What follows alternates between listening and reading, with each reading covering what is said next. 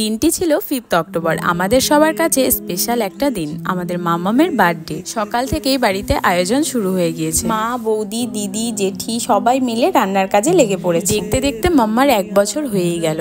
এই তো মনে হলো সেই দিন হলো। তাড়াতাড়ি দিনগুলো কেটে যায়, তাই না? আমাদের সব ফ্যামিলি মেম্বারসদের নিয়েই আজকের অনুষ্ঠান, কিন্তু সবার মধ্যে আজ মাসি আর দিদি ওরাই আসতে পারে। একে তো পুজো, তার মধ্যে কিছু প্রবলেম ছিল, সেই জন্যই আসতে পারেনি। মা না আজ দুপুরেই রান্নাগুলো বসিয়ে দিয়েছিল, যাতে সব রান্নাগুলো কেক কাটিং এর আগেই হয়ে যায়। সব আইটেমের মধ্যে মাছের ঝোলটা কিন্তু আজ আমিই করেছিলাম। কিছু রান্না প্রায় হয়েই এসেছে, আর দিদি এদিকে বাসন মাজছিল আর আমি ভিডিও করছিলাম। আর আমার দিদি না লজ্জা পাচ্ছিল। তবে এটাতে আবার লজ্জার কি আছে, ঘরের কাজ তো আমরা প্রত্যেকটা মেয়েই করে থাকি। রান্না বান্না কমপ্লিট করে সবাই এখানে চা নিয়ে বসেছে। বাড়িতে যত বড়ই অনুষ্ঠান হোক না কেন, চাটাকে তো মিস করা যাবেই না। আজকের এই ছোট্ট ডেকোরেশনটা যেমন পেরেছি তেমন নিজেরাই করেছি। কিছু রেডি হয়ে গিয়েছে, এখন নিজেও একটু হালকা হয়ে রেডি হয়ে নি। ড্রেসটা চেঞ্জ করে ছোট্ট একটা ইয়াররিং পরে আমি রেডি।